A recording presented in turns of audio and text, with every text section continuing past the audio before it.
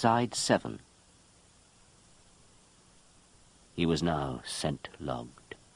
His arms and legs grew heavier and heavier as they pressed into the cushions. His mind was wonderfully fogged. But it was not yet the end of his debauch. His eyes could read no more. True, the book had long since fallen from his hand, but he did not want to call an end to the evening without having emptied one last bottle, the most splendid of all, the scent of the girl from the Rue des Marais. He drank it reverently, and he sat upright on the sofa to do so, although this was difficult, and the purple salon whirled and swayed with every move. Like a schoolboy, his knees pressed together, his feet side by side, his left hand resting on his left thigh, that was how little Grenouille drank the most precious scent from the cellars of his heart, glass after glass, and grew sadder and sadder as he drank. He knew that he was drinking too much. He knew that he could not handle so much good scent, and yet he drank till the bottle was empty. He walked along the dark passage from the street into the rear courtyard. He made for the glow of light. The girl was sitting there, pitting yellow plums. Far in the distance, the rockets and petards of the fireworks were booming. He put the glass down and sat there for a while yet, several minutes, stiff with sentimentality and guzzling, until the last aftertaste had vanished from his palate. He stared vacantly ahead. His head was suddenly as empty as the bottle. Then he toppled sideways onto the purple sofa, and from one moment to the next sank into a numbed sleep. At the same time, the other Grenouille fell asleep on his horse blanket, and his sleep was just as fathomless as that of the innermost Grenouille, for the Herculean deeds and excesses of the one had more than exhausted the other. They were, after all, one and the same person. When he awoke, however, he did not awaken in the purple salon of his purple castle behind the 7 walls, nor upon the vernal fields of scent within his soul, but most decidedly in his stony dungeon at the end of a tunnel, on hard ground, in the dark. And he was nauseated with hunger and thirst, and as chilled and miserable as a drunkard after a night of carousing. He crept on all fours out of his tunnel. Outside it would be some time of day or another, usually towards the beginning or end of night. But even at midnight the brightness of the starlight pricked his eyes like needles. The air seemed dusty to him, acrid, searing his lungs. The landscape was brittle. He bumped against the stones, and even the most delicate odours came sharp and caustic into a nose unaccustomed to the world. Grenouille, the tick, had grown as touchy as a hermit crab that has left its shell to wander naked through the sea. He went to his watering spot, licked the moisture from the wall for an hour, for 2. It was pure torture. Time would not end, time in which the real world scorched his skin. He ripped a few scraps of moss from the stones, choked them down, squatted, shitting as he ate. It must all be done quickly, quickly, quickly. And as if he were a hunted creature, a little soft-fleshed animal, and the hawks were already circling in the sky overhead, he ran back to his cave, to the end of the tunnel where his horse blanket was spread. There he was safe at last. He leaned back against the stony debris, stretched out his legs, and waited. He had to hold his body very still, like some vessel about to slosh over from too much motion. Gradually he managed to gain control of his breathing. His excited heart beat more steadily. The pounding of the waves inside him subsided slowly. And suddenly solitude fell across his heart like a dusky reflection. He closed his eyes. The dark doors within him opened, and he entered. The next performance in the theatre of Grenouille's soul was beginning. And so it went, day in, day out, week in, week out, month in, month out. So it went for 7 long years. Meanwhile, war raged in the world outside, a world war. Men fought in Silesia and Saxony, in Hanover and the Low Countries, Bohemia and Pomerania. The king's troops died in Hesse and Westphalia, on the Balearic Islands, in India, on the Mississippi, and in Canada, if they had not already succumbed to typhoid on the journey. The war robbed 1 million people of their lives, France of its colonial empire, and all the warring nations of so much money that they finally decided, with heavy hearts, to end it. One winter during this period, Grenouille almost froze to death without ever noticing it. For 5 days he lay in his purple salon, and when he awoke in his tunnel he was so cold he could not move. He closed his eyes again and would have slept himself to death. But then the weather turned around, there was a thaw, and he was saved. Once the snow was so deep that he did not have the strength to burrow down to the lichen. He fed himself on the stiff carcasses of frozen bats. Once a dead raven lay at the mouth of the cave. He ate it. These were the only events in the outside world of which he took notice for 7 years. Otherwise he lived only within his mountain, only within the self-made empire of his soul. And he would have remained there until his death, since he lacked for nothing, if catastrophe had not struck, driving him from his mountain, vomiting him back out into the world. The catastrophe was not an earthquake, nor a forest fire, nor an avalanche, nor a cave-in.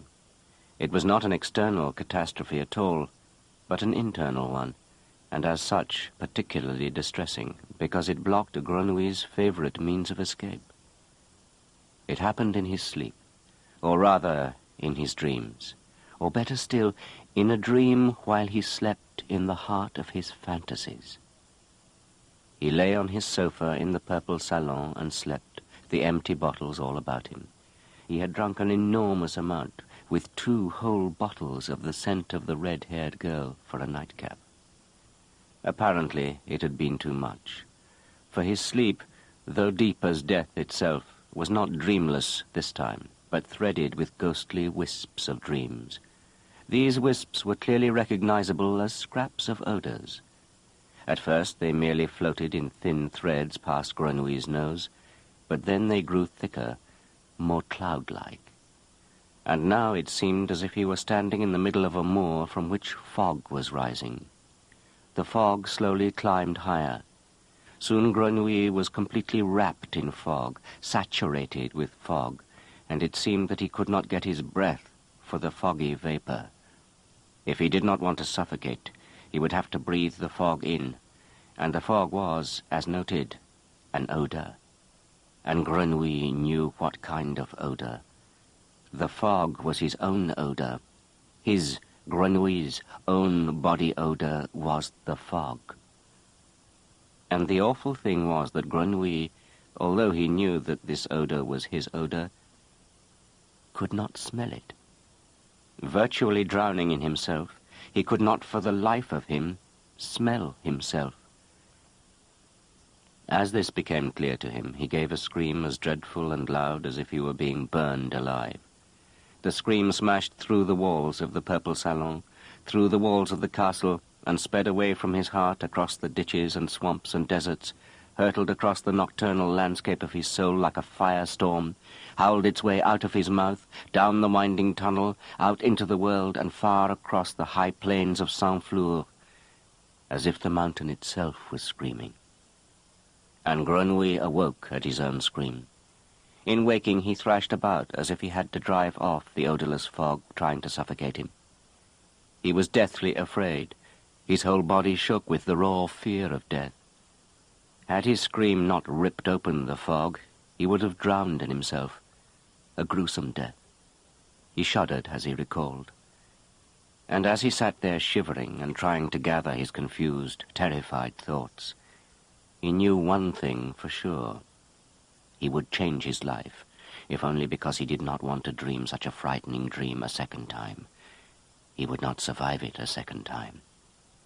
He threw his horse blanket over his shoulders and crept out into the open. It was already morning outside, a late February morning. The sun was shining. The earth smelled of moist stones, moss, and water. On the wind there already lay a light bouquet of anemones. He squatted on the ground before his cave. The sunlight warmed him. He breathed in the fresh air. Whenever he thought of the fog that he had escaped, a shudder would pass over him. And he shuddered, too, from the pleasure of the warmth he felt on his back. It was good, really, that this external world still existed, if only as a place of refuge. Nor could he bear the awful thought of how it would have been not to find a world at the entrance of the tunnel. No light, no odor, no nothing. Only that ghastly fog inside, outside, everywhere. Gradually the shock subsided. Gradually the grip of anxiety loosened, and Grenouille began to feel safer. Towards noon he was his old, cold-blooded self. He laid the index and middle fingers of his left hand under his nose and breathed along the backs of his fingers. He smelled the moist spring air spiced with anemones. He did not smell anything of his fingers. He turned his hand over and sniffed at the palm. He sensed the warmth of his hand, but smelled nothing. Then he rolled up the ragged sleeve of his shirt, buried his nose in the crook of his elbow. He knew that this was the spot where all humans smell like themselves. But he could smell nothing. He could not smell anything in his armpits, nor on his feet, nor around his genitals when he bent down to them as far as he possibly could. It was grotesque. He, Grenouille, who could smell other people miles away, was incapable of smelling his own genitals, not a handspan away? Nevertheless, he did not panic, but considered it all coolly, and spoke to himself as follows. It is not that I do not smell, for everything smells. It is rather that I cannot smell that I smell, because I have smelled myself day in, day out since my birth, and my nose is therefore dulled against my own smell. If I could separate my own smell, or at least a part of it, from me, and then return to it after being weaned from it for a while, then I would most certainly be able to smell it, and therefore me. He laid the horse blanket aside and took off his clothes, or at least what remained of them. Rags and tatters were what he took off. For 7 years he had not removed them from his body. They had to be fully saturated with his own odor. He tossed them into a pile at the cave entrance and walked away. Then, for the first time in 7 years, he once again climbed to the top of the mountain. There he stood on the same spot where he had stood on the day of his arrival, held his nose to the west, and let the wind whistle around his naked body.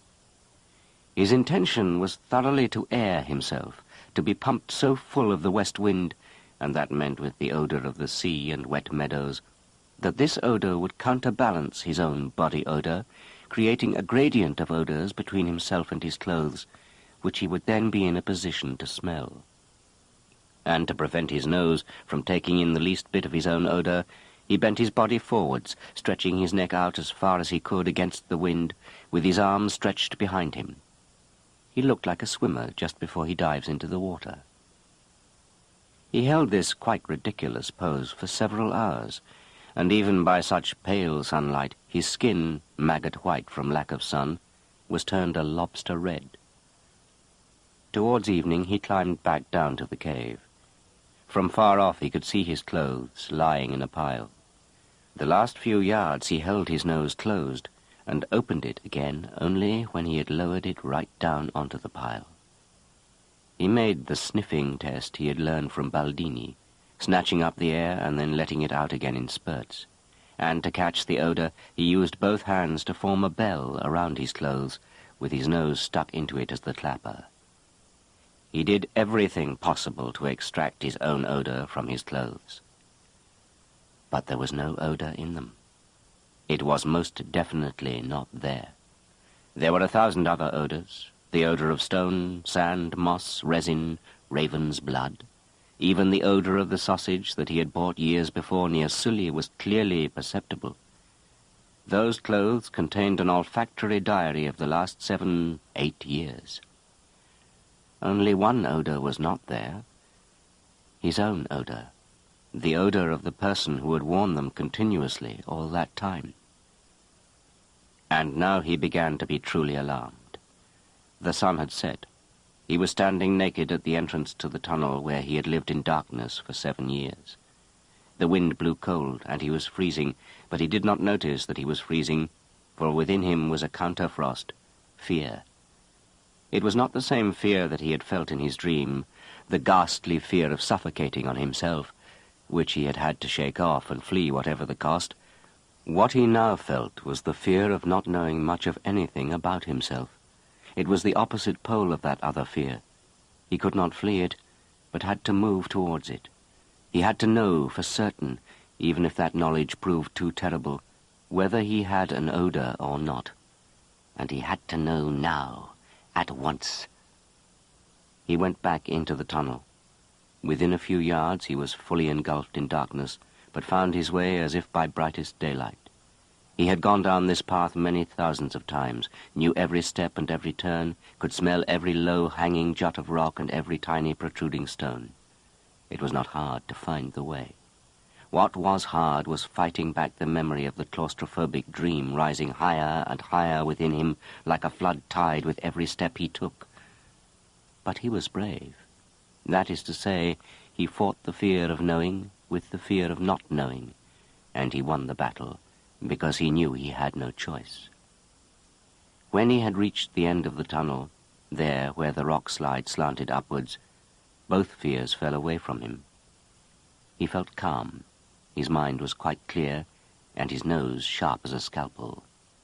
He squatted down, laid his hands over his eyes, and smelled. Here on this spot, in this remote stony grave, he had lain for 7 years. There must be some smell of him here, if anywhere in this world. He breathed slowly. He analyzed exactly. He allowed himself time to come to a judgment. He squatted there for a quarter of an hour. His memory was infallible, and he knew precisely how this spot had smelled 7 years before.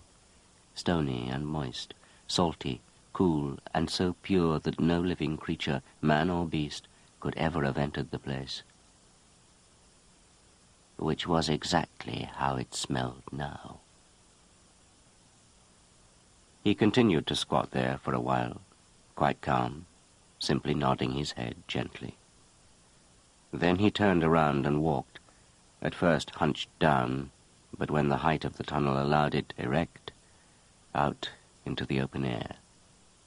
Outside he pulled on his rags. His shoes had rotted off him years before, threw the horse blanket over his shoulders, and that same night left the Plan du Cantal, heading south. He looked awful. His hair reached down to the hollows of his knees, his scraggly beard to his navel. His nails were like talons, and the skin on his arms and legs, where the rags no longer covered his body, was peeling off in shreds. The first people he met, farmers in a field near the town of Pierrefort, ran off, screaming at the sight of him. But in the town itself he caused a sensation. By the hundreds people came running to gape at him. Many of them believed he was an escaped galley slave. Others said he was not really a human being, but some mixture of man and bear, some kind of forest creature. One fellow, who had been to sea, claimed that he looked like a member of a wild Indian tribe in Cayenne, which lay on the other side of the great ocean. They led him before the mayor. There, to the astonishment of the assembly, he produced his journeyman's papers, opened his mouth, and related in a few gabbled but sufficiently comprehensible words, for these were the first words that he had uttered in 7 years, how he had been attacked by robbers, dragged off, and held captive in a cave for 7 years. He had seen neither daylight nor another human being during that time, had been fed by an invisible hand that let down a basket in the dark, and finally set free by a ladder, without his ever knowing why, and without ever having seen his captors or his rescuer. He had thought this story up, since it seemed to him more believable than the truth. And so it was, for similar attacks by robbers occurred not infrequently in the mountains of the Auvergne and Languedoc and in the Cevennes. At least the mayor recorded it all without protest, and passed his report on to the Marquis de la Taillade Espinasse, liege lord of the town and member of Parliament in Toulouse. At the age of 40, the Marquis had turned his back on life at the court of Versailles and retired to his estates, where he lived for science alone. From his pen had come an important work concerning dynamic political economy. In it he had proposed the abolition of all taxes on real estate and agricultural products, as well as the introduction of an upside-down progressive income tax, which would hit the poorest citizens the hardest, and so force them to a more vigorous development of their economic activities. Encouraged by the success of his little book, he wrote a tract on the raising of boys and girls between the ages of 5 and 10. Then he turned to experimental agriculture. By spreading the semen of bulls over various grasses, he attempted to produce a milk-yielding animal-vegetable hybrid, a sort of udder flower. After initial successes that enabled him to produce a cheese from his milk grass, described by the Academy of Sciences of Lyon as tasting of goat, though slightly bitter, he had to abandon his experiments because of the enormous cost of spewing bull semen by the hundreds of quarts across his fields. In any case, his concern with matters agrobiological had awakened his interest not only in the ploughed clod, so to speak, but in the earth in general and its relationship to the biosphere in particular. He had barely concluded his work with the milk-yielding udder flower when he threw himself with great élan into unflagging research for a grand treatise on the relationship between proximity to the earth and vital energy. His thesis was that life could develop only at a certain distance from the earth, since the earth itself constantly emits a corrupting gas, a so-called fluidum letale, which lames vital energies and sooner or later utterly extinguishes them. All living creatures therefore endeavor to distance themselves from the earth by growing. That is, they grow away from it and not, for instance, into it, which is why their most valuable parts are lifted heavenwards. The ears of grain, the blossoms of flowers, the head of man. And therefore, as they begin to bend and buckle back towards the earth in old age, they will inevitably fall victim to the lethal gas, into which they are in turn finally changed once they have decomposed after death.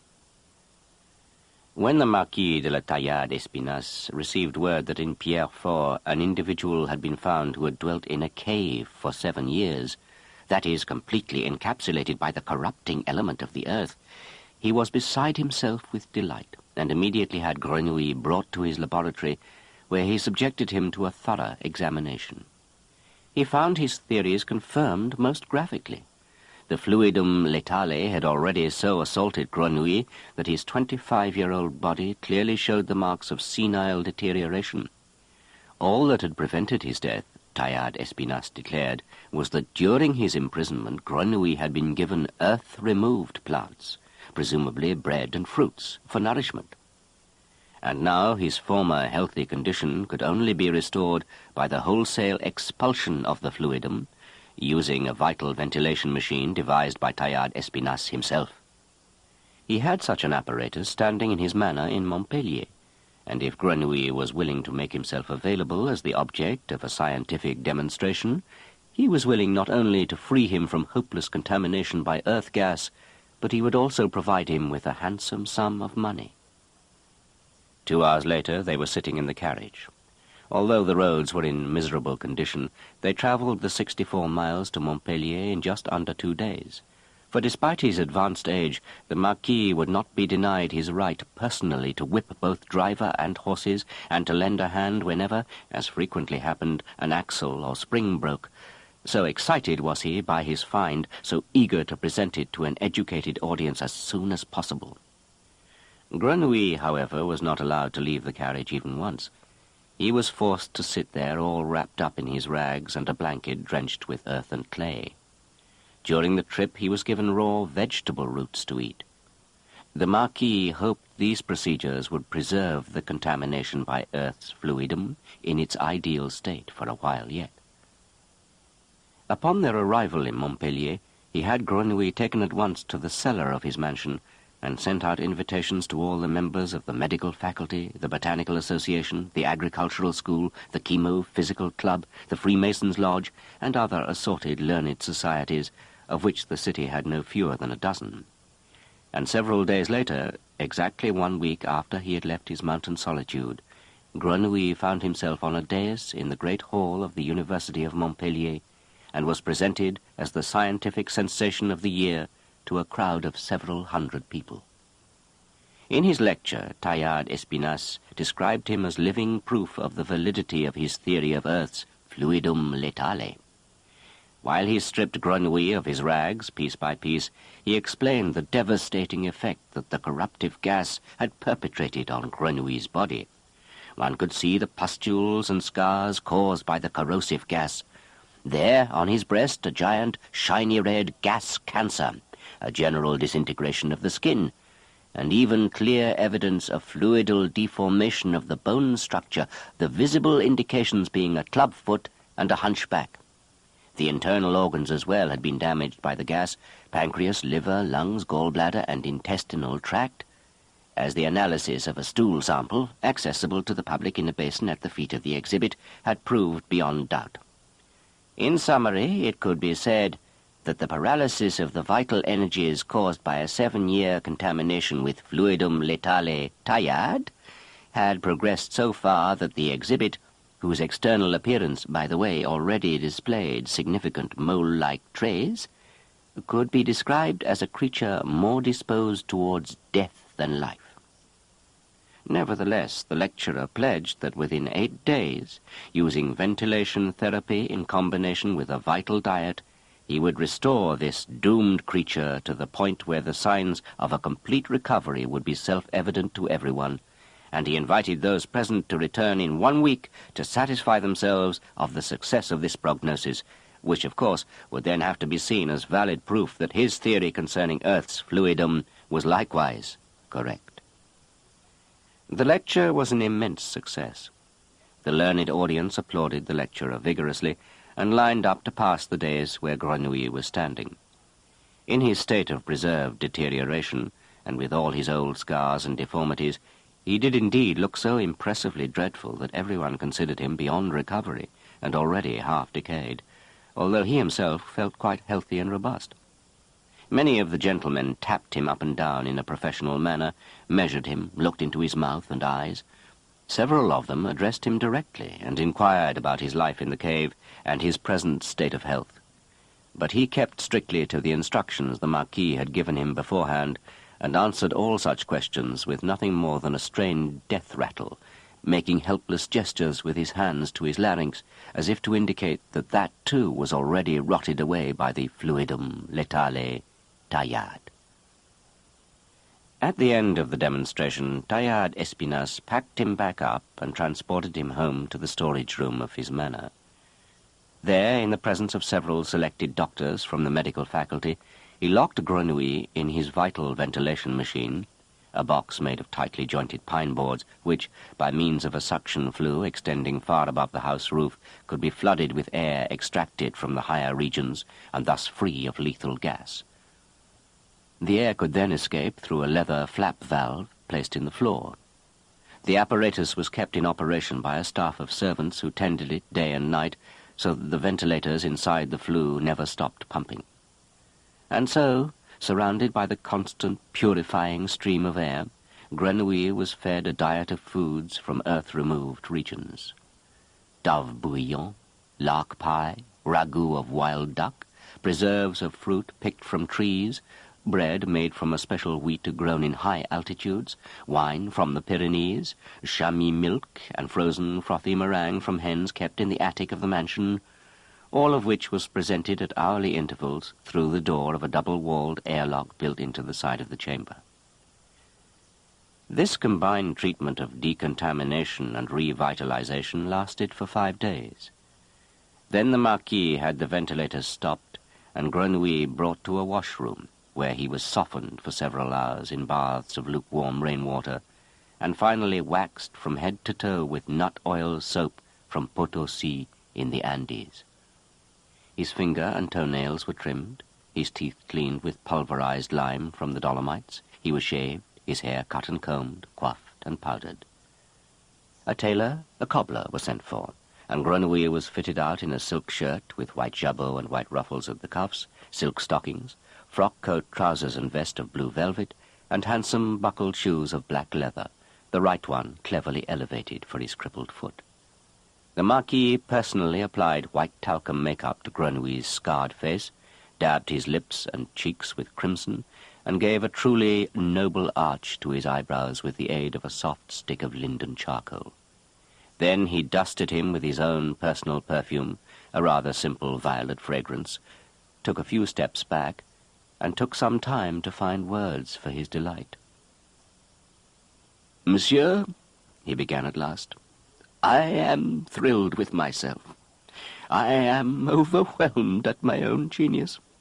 I have, to be sure, never doubted the correctness of my fluido theory. Of course not.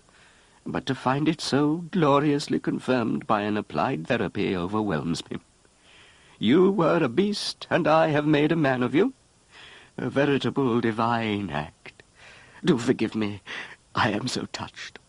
Stand in front of that mirror there and regard yourself.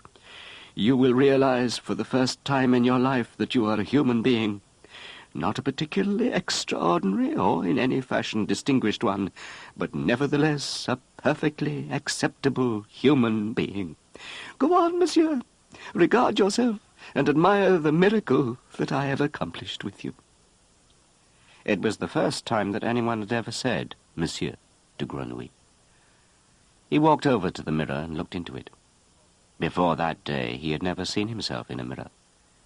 He saw a gentleman in a handsome blue outfit, with a white shirt and silk stockings, and instinctively he ducked, as he had always ducked before such fine gentlemen. The fine gentleman, however, ducked as well, and when Grenouille stood up straight again, the fine gentleman did the same, and then they both stared straight into each other's eyes. What dumbfounded Grenouille most was the fact that he looked so unbelievably normal. The Marquis was right.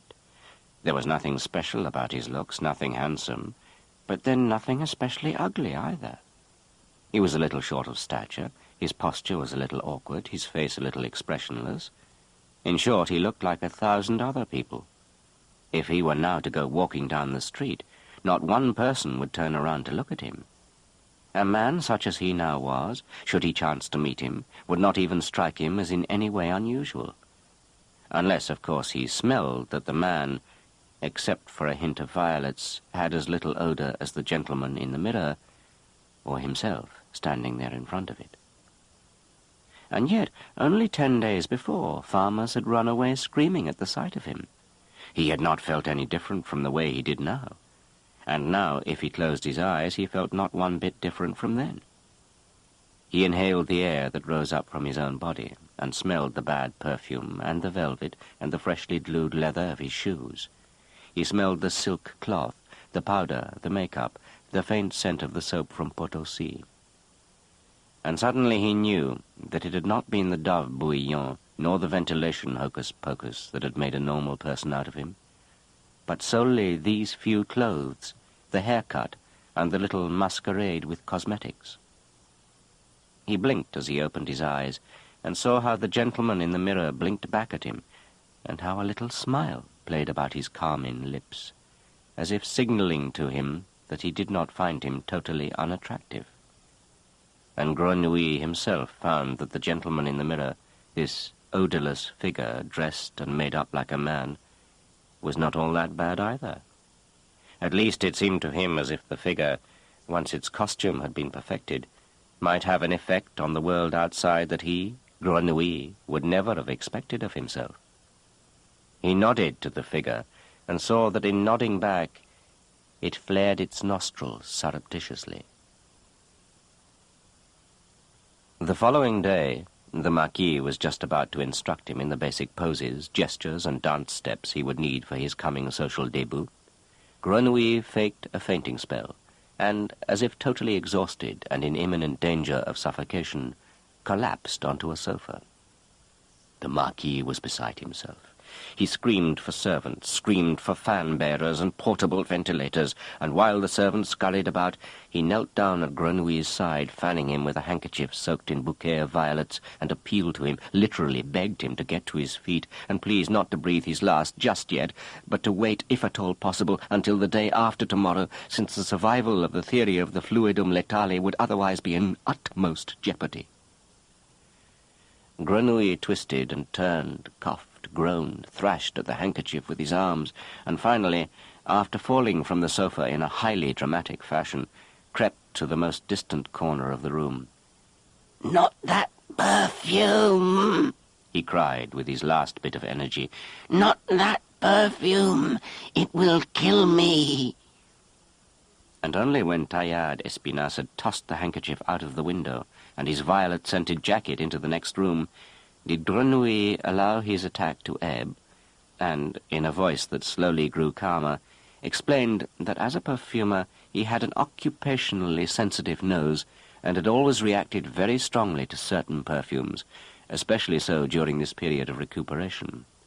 And his only explanation for the fact that the scent of violets in particular, a lovely flower in its own right, should so oppress him, was that the Marquis's perfume contained a high percentage of violet root extract, which, being of subterranean origin, must have a pernicious effect on a person like himself, suffering from the influence of fluidum letale. Yesterday, at the first application of the scent, he had felt quite queasy, and today, as he had once again perceived the odour of roots, it had been as if someone had pushed him back into that dreadful, suffocating hole where he had vegetated for 7 years. His very nature had risen up against it. That was all he could say. And now that His Grace the Marquis had used his art to restore him to a life free of fluidal air, he would rather die on the spot than once again be at the mercy of the dreaded fluidum. At the mere thought of a perfume extracted from roots, he could feel his whole body cramping up. He was firmly convinced, however, that he would recover in an instant if the Marquis would permit him to design a perfume of his own, one that would completely drive out the scent of violets. He had in mind an especially light, airy fragrance, consisting primarily of earth-removed ingredients, like eau of almond and orange blossom, eucalyptus, pine, and cypress oils. A splash of such a scent on his clothes, a few drops on his neck and cheeks, and he would be permanently immune to any repetition of the embarrassing seizure that had just overwhelmed him. For clarity's sake, the proper forms of reported speech have been used here, but in reality this was a verbal eruption of uninterrupted blubberings, accompanied by numerous coughs and gasps and struggles for breath, all of which Grenouille accented with quiverings and fidgetings and rollings of the eyes. The Marquis was deeply impressed. It was, however, not so much his ward's symptoms of suffering as the deft argumentation, presented totally under the aegis of the theory of fluidum letale, that convinced him. Of course it was the violet perfume, an obnoxious, earthbound, indeed subterranean product. He himself was probably infected by it after years of use, had no idea that day in, day out he had been bringing himself ever nearer to death by using that scent. His gout, the stiffness in his neck, the enervation of his member, his hemorrhoids, the pressure in his ears, his rotten tooth, all of it doubtless came from the contagious fluidal stench of violet roots.